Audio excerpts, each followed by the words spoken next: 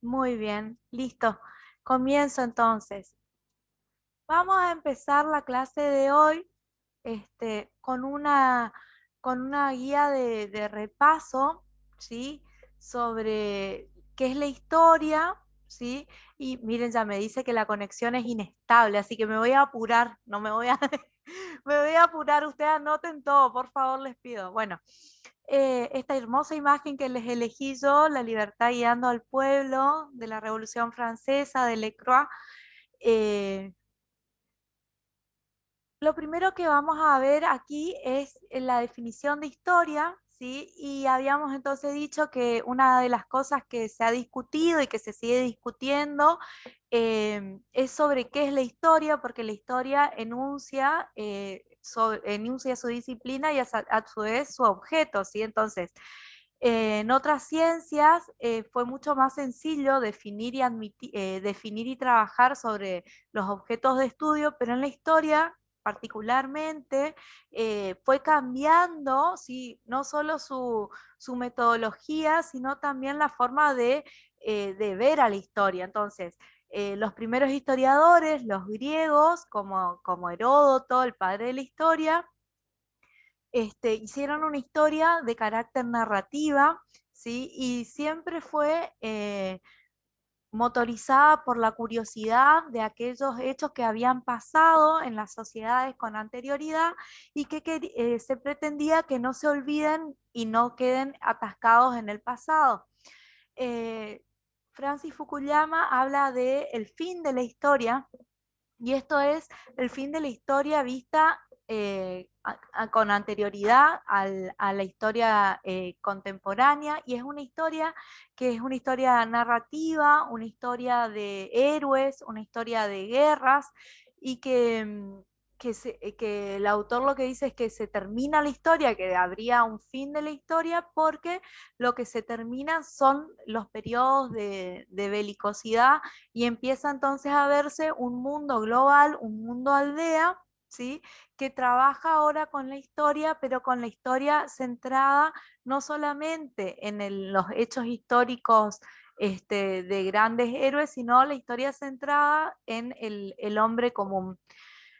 Es difícil separar lo que es historia como objeto de estudio, ¿sí? Porque nosotros decíamos que la historia es la ciencia que estudia al hombre en el pasado, entonces su objeto son esos hechos y acontecimientos del pasado, y que estudia a su vez como ciencia los procesos históricos que van a encontrar causas y posibles consecuencias y posibles causas también sobre esos hechos. Descubrir esas causas y consecuencias van a ser el devenir de la historia, ¿sí? Esa va a ser su esencia, ¿sí? Aquello que cambia y aquello que permanece en el periodo.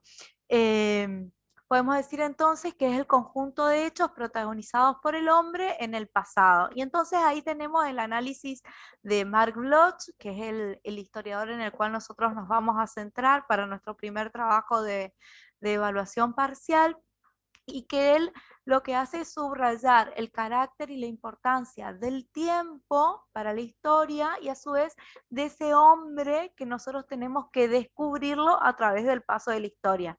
Entonces, no es solamente describir o narrar el hecho pasado, sino es intentar entender y comprender a ese hombre y ese contexto, es decir, aquellas visiones parciales de la realidad que llevaron a ese acontecimiento histórico, ¿sí? Eh, Entonces, definir qué es la historia y la historia como ciencia, ¿sí? Nosotros habíamos trabajado en la historia como ciencia a Enrique Moradielos, que nos habla de una historia que se hace científica a partir del siglo XIX fundamentalmente, y va a ser la historia que estudia los hechos del pasado y que utiliza un método científico. Y dijimos que para que una disciplina se convierta en ciencia tiene que tener un objeto de estudio, un método científico con técnicas específicas de esa ciencia y un saber científico, ¿sí? Ahora, como la historia no es una ciencia exacta, como lo es la matemática o la física o la estadística, puede darse que ese objeto de estudio, que es el hombre en el pasado, ¿sí? Permanezca siempre con una visión parcial y sesgada de la realidad. Entonces, las hipótesis que vamos a establecer como las que solucionan provisoriamente un problema, ¿sí? Nosotros las vemos siempre desde una mirada, ¿sí? Fundamentada en un saber al cual queremos llegar. Entonces, la problemática, ¿sí? Que es la disparadora de la discusión científica en la historia, va a estar siempre acompañada por hipótesis que van a ser o no refutadas en el trabajo del historiador. Entonces yo voy a tomar una porción, una parcialidad de tiempo, voy a fundamentar el problema que quiero desentrañar, es decir, aquello que no se conoce, aquello que quiero investigar, y voy a plantear ciertas soluciones a esos problemas, que son las hipótesis, ¿sí? Y en base a un método científico, ¿sí? Voy a llegar a la solución de ese problema. El objetivo de la historia entonces es buscar una explicación lo más objetiva posible, ¿sí? Nunca nosotros llegamos a una objetividad completa, sino que buscamos que sea lo más veraz posible, lo más cercana a la realidad posible, que encuentre una lógica a partir de los datos conocidos sobre el pasado. Y esos datos conocidos sobre el pasado son los que nos van a acercar al acontecimiento concreto de ese hecho que está siendo analizado. Ahora, en distintas épocas, y es lo que nosotros estudiamos en esta materia, en distintas épocas nosotros vemos que la construcción de la historia se hizo a través de diferentes métodos y con eso se llegó al estudio de esta historia, ¿sí? Entonces tenemos, por ejemplo, desde Heródoto, que utilizaba el método de preguntas inquisitivas, ¿sí? Hasta la actualidad, en donde utilizamos no solamente las fuentes escritas como análisis, sino también aquellas fuentes documentales, que ahora tenemos la posibilidad de utilizar todos los medios de comunicación que están disponibles para recabar información. Y todo esto lo vamos a recopilar, pero lo que sí tenemos que seguir es un método, ¿sí? Que nos asegure que el saber al cual estamos por llegar es científico, ¿sí? Entonces, el conjunto de técnicas y de métodos para hacer historia, sí, es lo que nosotros llamamos historiografía, es decir, la manera en la que se fue escribiendo la historia a través del estudio, ¿sí? de esa disciplina. ¿Sí? Esto es la historiografía, la manera en que se fue escribiendo la historia a través de los escritos de la misma. Pero cuando hablamos de historia, hablamos de la historia como ciencia propiamente dicha desde la aparición de la escritura. Entonces, desde el año 3000, 3500 a.C. aproximadamente, nosotros hablamos de historia propiamente dicha, ¿sí? Milagros, Milagros, te pido por favor que silencies tu micrófono. Milagros alegre, ¿sí? Profe, Si podés, por ¿puede favor. habilitar la asistencia? Voy a habilitar la asistencia cuando termine el encuentro. Ah, bueno.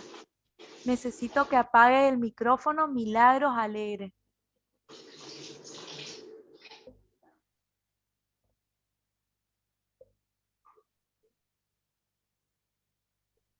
Milagro, ¿estás ahí?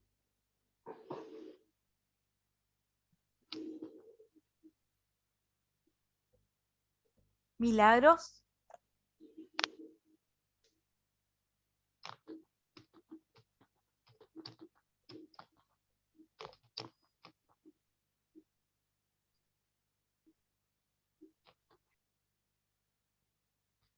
Eh, Profe, entonces, disculpe, ¿sí? ¿Qué es, me Luis? parece que esta chica Milagros está trabajando, por Bueno, eso es que ella entonces no se pone la... tienen que conectar porque la clase no es para que prendan el Zoom y hagan otras cosas, sino es para estar en clase. ¿ok? Yo no voy a ponerle la asistencia al que yo hablo y no me contesta. ¿Sí? Porque este encuentro sincrónico no es para que yo haga un monólogo como radio y empiece a hablar, sino es para que ustedes estén en clase. Ahora, si ustedes no toman en cuenta el compromiso que hicieron y que está detallado en el aula como saber pedagógico que necesitan incorporar, yo no voy a hacer la vista gorda, ¿sí? Porque prenden todo el Zoom y se terminó la clase. Después yo digo, ¿hay alguna duda, alguna pregunta? Me dicen que no y los resultados son siempre negativos.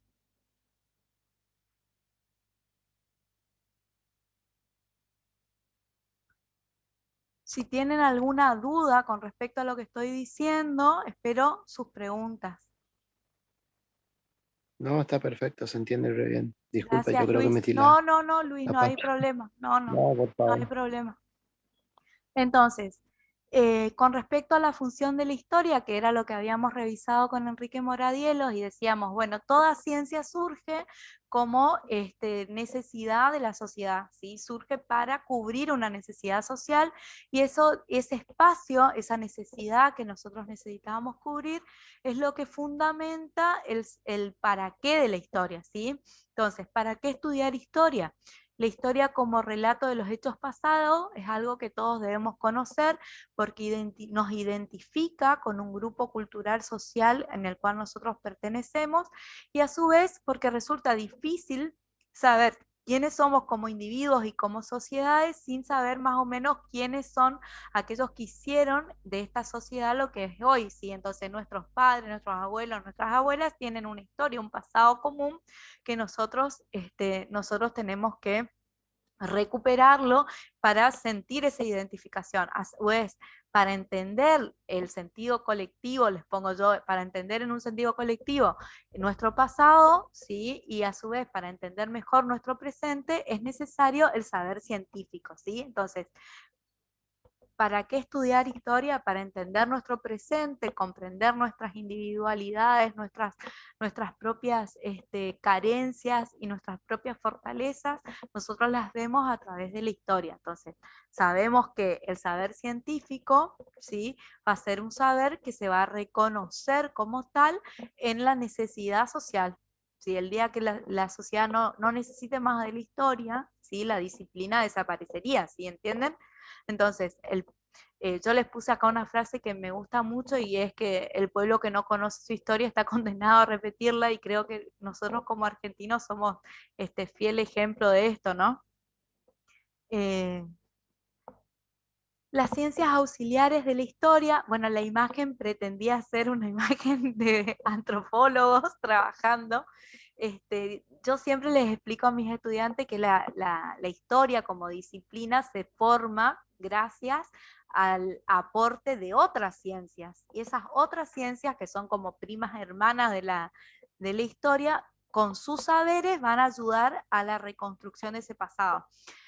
Eh, Fíjense, yo les puse acá arqueología, paleontología, la zoobotánica, la etnología, la antropología, la geografía, todas las ciencias sociales, la sociología como madre de las ciencias sociales, la filosofía, la epigrafía, la cartografía, la heráldica, el estudio de las estadísticas, la misma matemática, la geografía, Profe, sobre todo, van a ser entonces, si ya termino, van a ser entonces disciplinas que nos aportan con sus conocimientos para poder reconstruir el pasado.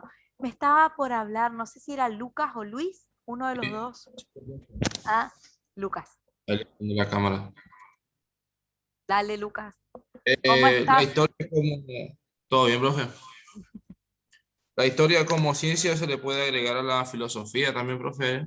Todas Ahí las estoy viendo. disciplinas, porque yo lo que pongo acá son las más generales, ¿sí? Son las de uso cotidiano para el pasado antiguo, que es el que ustedes están estudiando.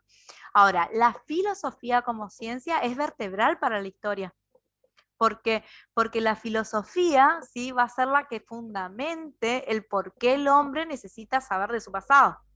Entonces, desde la filosofía, la psicología, la antropología cultural que aparece hoy, ¿sí? Las mismas ciencias duras, a nosotros nos sirven para entender no solamente al hombre del pasado, sino también a cómo ese hombre va a construir ese pasado que nosotros vamos a analizar en el presente, ¿sí? Entonces, como ciencias auxiliares podemos poner como fundamentales las primeras, ¿sí? Ponemos sociología y ponemos geografía sí o sí, ¿sí? Entonces yo les digo, ciencias auxiliares en la historia, Importante. sí o sí, el espacio, geografía, ¿sí? La cronología como disciplina, la antropología, ¿sí? ¿Por qué? Porque yo necesito con ese hallazgo y ese estudio del conocimiento, voy a reconstruir el pasado del hombre, ¿sí? Ahora, el tiempo y la cronología de la historia y la perspectiva histórica, se considera que la historia en un momento solamente fue aquello posterior a la aparición de la escritura, ¿sí? Era dejado atrás de la historia. La historia aparece entonces como disciplina a partir de la escritura, pero nosotros decimos, ese periodo sin escritura, ese periodo ágrafo que ustedes conocen como prehistoria, ¿sí? Es el que nosotros con el cual nosotros vamos a tener que trabajar más hermanadamente que nunca con las ciencias auxiliares, porque al no tener fuentes escritas, ¿sí? Lo que vamos a hacer es trabajar, por ejemplo, con la antropología, con los hallazgos antropológicos y paleontológicos para poder recuperar ese pasado del hombre, ¿sí? Ahora, yo les puse aquí una imagen que no se ve muy bien, pero a mí me encantó, que es una imagen en realidad de una clase positivista, conservadora, y que lo que quería era hacer alusión a la perspectiva histórica, ¿sí?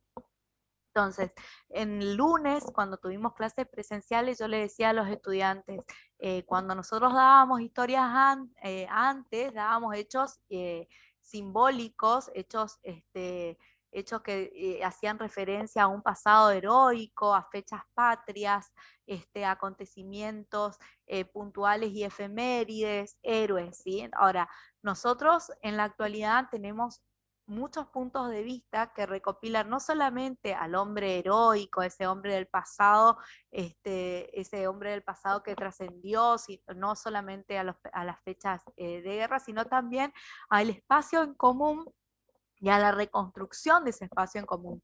Entonces, desde la aparición de lo que nosotros llamamos microhistoria, lo que hacemos es poner una lupa en el hecho histórico y hacer como un zoom a ese hecho histórico desde un acontecimiento que podríamos decir que no es trascendental, ¿sí? Porque muchas veces dijimos, bueno, la historia estudia los hechos históricos del pasado. ¿Qué hechos? Los trascendentales.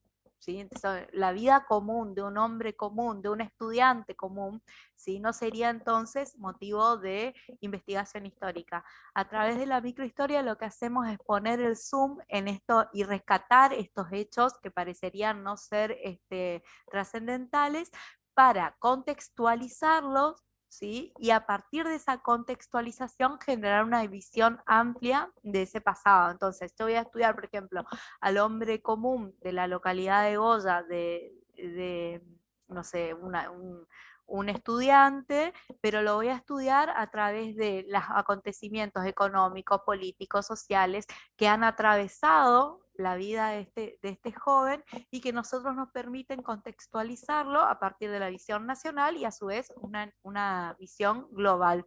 Entonces así yo reconstruyo no solamente el saber de la localidad, sino también el saber general del mundo que lo circunda, ¿sí? Entonces, esta nueva visión de la historia, ¿sí? Por ejemplo, van a ver ustedes que está muy en boga la vida de los grandes héroes que comían, los romances, ¿sí?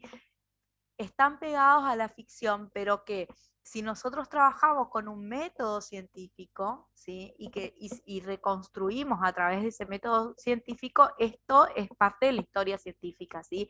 Otra cosa es que yo trabaje, por ejemplo, con historiadores que Si no saben, inventan, y entonces no tengo yo un saber científico, sino lo que tengo es un anecdotario, ¿sí? Y por ende no contribuye a la disciplina, ¿se comprende? Entonces, si yo trabajo con el método científico, ¿sí? Y busco las causas, las consecuencias, aquello que cambia y aquello que permanece, estoy haciendo historia, ¿sí? Claro, busca una veracidad de los hechos. Exacto. Ahora, esta historia que nosotros estudiamos es una historia que en realidad está centrada en la Europa occidental, ¿sí? No está centrada en Asia y no está centrada en América, sino que está centrada en una historia este, europea occidental, pero que a su vez es también marcada taxativamente por los historiadores con el fin didáctico, ¿sí? De la enseñanza y de la mejor comprensión de la historia, ¿sí? Entonces, tenemos que la historia se divide, la historia universal, en edades o etapas, que son edades históricas, ¿sí? Que son las que nosotros conocemos que, desde siempre, desde el colegio, que es la prehistoria, el periodo ágrafo, la edad antigua, ¿sí? Que arranca con la invención de la escritura hasta la caída del Imperio Romano de Occidente, la caída de la Gran Roma, la invasión de los bárbaros. La Edad Media, esa edad agregada con posterioridad, esa edad oscura, donde carecemos de fuentes escritas, esa edad que entonces va a terminar con la invasión de los turcos otomanos y la caída del Imperio Romano de Oriente. La edad moderna, la edad de las revoluciones, la revolución tecnológica industrial, la revolución francesa y los cambios políticos, y la edad contemporánea que continúa hasta nuestros días. Esta es la división clásica de la historia universal. Ahora, nosotros parados desde América, y no solo desde América, sino en la llamada América Latina, tenemos hechos que también fueron para nosotros trascendentales, como son, por ejemplo, marcar el paso de la Edad Media a la Edad Moderna con no la caída del Imperio Romano de Oriente, sino con el descubrimiento, entre comillas, de América, ¿sí? O, por ejemplo, marcar la etapa de la Edad Moderna con las revoluciones y el modelo agroexportador, las economías de enclave en la edad contemporánea, las luchas por el poder republicano. ¿Sí? Tenemos otros acontecimientos, ¿sí? Que deben ser observados en estas edades y crónicas, ¿sí? Entonces, esto es... Ay, ya me marcas el relojito maldito, lo odio. Estas edades entonces son taxativas, ¿sí? Son marcadas a dedo, ¿sí? Se comprende, pero no significa que sean las únicas marcas, ¿sí? Los problemas entonces de las edades históricas, yo acá le puse como ejemplo, fíjense, el descubrimiento de América, ¿sí? En el paso de la Edad Media a la Edad Moderna, van a ser entonces numerosos de acuerdo al historiador, a quien lo esté mirando y a quien lo esté analizando, ¿sí? Por lo tanto, van a haber características que van a permanecer y que van a continuar en el tiempo y que no son terminantes con la marcación de la edad. Sí, que yo diga termina la Edad Media no significa que haya terminado el señorío feudal, no significa que se termine esa división de clase, por ejemplo, ¿sí? Entonces, nosotros correntinos vivimos mucho tiempo en un gran feudo, por ejemplo, de grandes estancieros y dueños de ganado, y no estábamos en la Edad Media, ¿sí? Entonces, eso es una continuidad, por ejemplo, ¿sí? Y sobre todo, entender que la historia va a ser lo que la concepción del historiador haga, ¿sí? Manifieste, involucre, y lo que la sociedad a mí me pida, ¿sí? Hoy a nosotros nos pide el estudio de la historia reciente, ¿sí? En la actualidad nosotros decimos la edad contemporánea y terminó con la caída del muro de Berlín, quizás, ¿sí? O con el fin de la Segunda Guerra Mundial. Entonces, quizás ya estamos transitando lo que a posteriori definan como una nueva edad, ¿sí? Eh, con respecto, y esto ya es la unidad 2, o sea que nosotros vamos acá solamente a hacer un pantallazo. todo lo que el historiador tome, ¿sí? Como ayuda para reconstruir el pasado es fuente, ¿sí? Entonces, desde un diario, un periódico, una noticia, una bibliografía, se transforma en fuente cuando el historiador lo toma y lo usa, ¿sí? Y con respecto a esto, vamos a tener que las fuentes las podemos dividir y clasificar de acuerdo a su contenido, de acuerdo, ¿sí? a la cercanía del historiador con la fuente, de acuerdo a la cercanía que tiene, dice Aróstegui, de acuerdo a la cercanía que tiene la fuente con el hecho, ¿sí?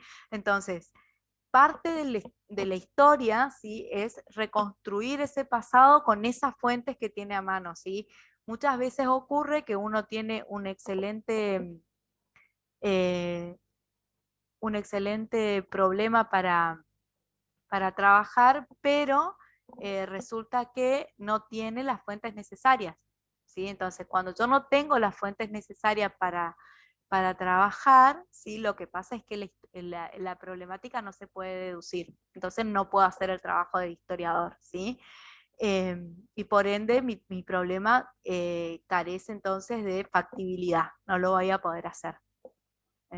Entonces, ya estoy en tiempo y se me va a cortar en cualquier momento. Se habilita entonces la actividad desde mañana para que empiecen a hacer sus trabajos, ¿sí? Que es la lectura de Mark Bloch, el texto completo para hacer la reseña historiográfica. Y para hacer esa reseña yo les pido que sigan los pasos que yo les dejé en la actividad para que la puedan hacer de manera correcta. No es solamente una síntesis, sino también es la apreciación de esa lectura de manera individual, ¿sí? La van a hacer en formato Word y la van a subir, tienen tiempo entonces hasta el viernes 4 de junio, ¿sí?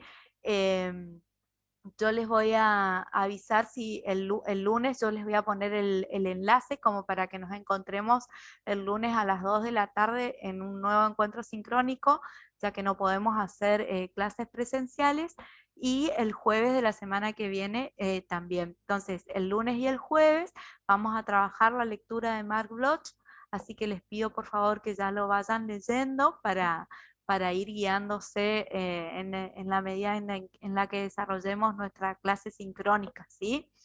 Les Profe, dejé abierto el espacio del foro para que puedan preguntar y para que puedan sacarse todo tipo de dudas. El profe, lunes a las 14 horas, en vez de tener encuentro presencial, vamos a hacer encuentros sincrónicos, ¿sí?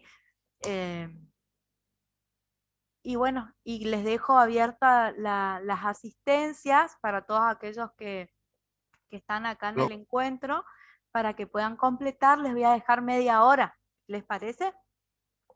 profe, tengo una duda, una consulta.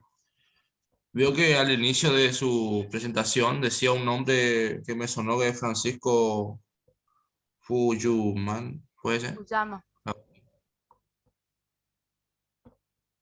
Sí, Fukuyama, sí. Fukuyama.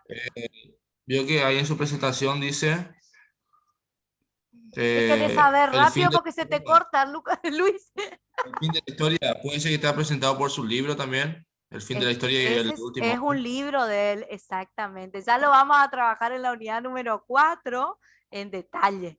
Es un hermoso texto, les va a encantar porque ya es como más problematizador, más cerca de la contemporaneidad. Y él plantea así que se terminó la historia. Bueno, terminaría así. No es que termina la historia, termina la historia como la veníamos estudiando desde antaño, ¿sí? Lo que termina Y es vendría a ser- exacto, esa visión de la historia, ¿sí? Eh, bueno, necesitan algo más, está el foro para que pregunten, hagan todo tipo de preguntas y, entonces así nos leemos entre todos. ¿Mm? Y bueno, si no tienen nada más que preguntar, les abro su asistencia para que puedan completar. Igual yo tengo acá la lista de los que me salieron, que la copié. Si alguno no puede ingresar, yo le cargo.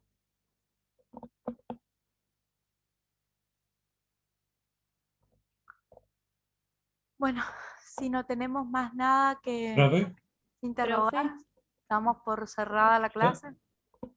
Dime. profe, Ay, me desespera el reloj, no quiero el reloj. Bueno, ahí está.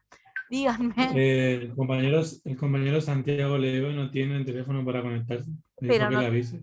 bueno, qué lástima, qué Porque vive en el macana, campo, profe, pero y no usted me mismo digas, tiene conexión a claro, y no internet. tiene conexión. Sí, no, esto va a pasar, chicos, esto es, Pero hoy tengo un fíjense, yo problema. que vivo en pleno centro, estaba con problemas de conectividad, ahí ya está el drive abierto, así que bueno, esto es todo muy Yo hoy relativo. tuve problemas también. Sí, Yo tuve problemas hoy también y tuve que buscar otro lugar. Estoy en otro sí. lugar Te moviste porque para me encontrar. agilizaron. Sí, Así sí, sí. Así que sí, bueno, hoy más que pero nunca hoy hay tuve que un hacer trabajo y tuve hincapié, problemas. sí, tal cual. ¿Saben en qué hay que hacer hincapié? En las clases virtuales. Así que hay que hacer hincapié en eso y en intentar tenerlas completas, ¿sí? Bueno, creo que ya se me corta. Así que bueno, nos vemos. Hasta luego. Hasta luego. Y bueno, Hasta nos luego, vemos el profe. lunes si Dios quiere. Chao, profe. Pero Hasta luego. Hasta luego. Profe. Adiós, profe. Chao, chicos. Chao, profe, muchas gracias. Cuídense mucho. Ahí está. Profe, ¿me puede poner asistencia usted porque no traje el mouse y me ¿Quién? olvidé? ¿A vos? Yo planifiqué. Sí, ahí decime tu María de apellido. los Ángeles. María de los Ángeles. Espérame un segundo. ¿Cómo es tu apellido? Sí. Planisig. Planisic. Ahí está. Listo. Profe, buenas tardes. Yo también no encuentro el enlace para la asistencia antes que Está. se vaya. Está en el encuentro sincrónico. En el Profe. encuentro Sí. la estoy buscando, pero no estoy. Antes que se vaya, que me ponga la asistencia. Espérenme que no puedo Profe, encontrar. disculpe. A mí también me podría poner la asistencia porque no me está cargando, no me deja entrar desde mi teléfono. Tienen que descargarse la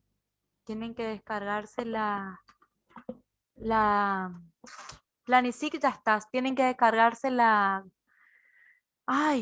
Office. Descárguense el Gracias, Office y profe. ya, sí, entonces ya se quedan tranquilos.